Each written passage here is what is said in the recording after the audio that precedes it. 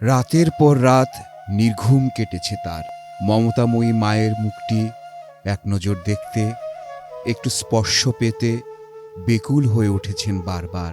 কিন্তু ৮,০০০ কিলোমিটারের দূরত্ব ঘুচিয়ে মায়ের কাছে ছুটে আসতে পারেননি তারেক রহমান। রাজনৈতিক ষড়যন্ত্রের শিকার হয়ে তিনি যে ভিন দেশে নির্বাসিত জীবন কাটাতে বাধ্য হয়েছেন। এই সময়ে ছোট ভাই আরাফাত রহমান দুনিয়া ছেড়ে বিদায় নিয়েছেন। শেষবারের মতো তার মুখটি দেখতে পারেননি। মা বেগম খালেদা জিয়া কারাগারে গেছেন।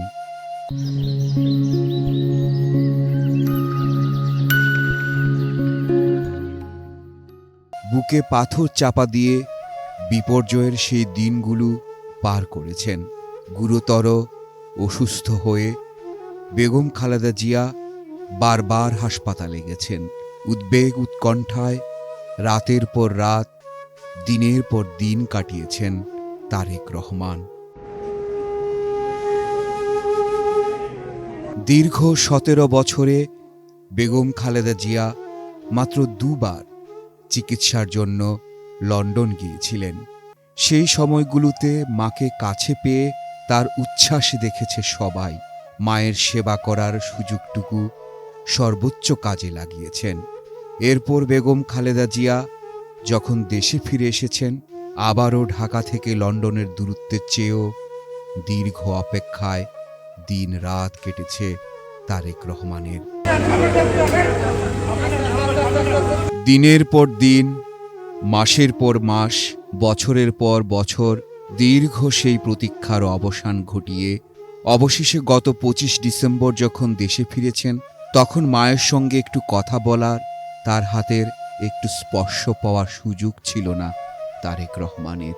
খালেদা জিয়ার শারীরিক অবস্থা তখন চরম সংকটাপন্ন। তারপর মা বেঁচে আছেন এবং আবারও তিনি সুস্থ জীবনে ফিরবেন, সেই আশায় বুক বেঁধেছিলেন তারেক রহমান। প্রতিদিনই হাসপাতালে ছুটে গেছেন, গভীর রাত পর্যন্ত মায়ের পাশে কাটিয়েছেন। হয়তো দীর্ঘদিন ধরে মাকে কাছে না পাওয়ার অতৃপ্তি দূর করতে চেয়েছেন, কিন্তু তা আর হলো কই। দেশে ফেরার ৫ দিনের মাথায় সেই মাকে চিরতরে হারালেন তারেক রহমান। কৈশোরেই বাবা জিয়াউর রহমানকে হারিয়েছেন। এরপর থেকে যাকে কেন্দ্র করে বেড়ে উঠেছেন, সেই মাও আজ চিরতরে হারিয়ে গেলেন। ১.৫ যুগ পর দেশে ফিরেও হারালেন জীবনের সবচেয়ে বড় সম্পদ। শোক সাগরের মাঝেও তারেক রহমানের অপেক্ষায় ইতিহাসের নতুন অধ্যায়, যেখানে তাকে বহন করতে হবে বর্ণাঢ্য এক রাজনীতির উত্তরাধিকার, দল ও দেশের বিশাল দায়িত্বের ভার।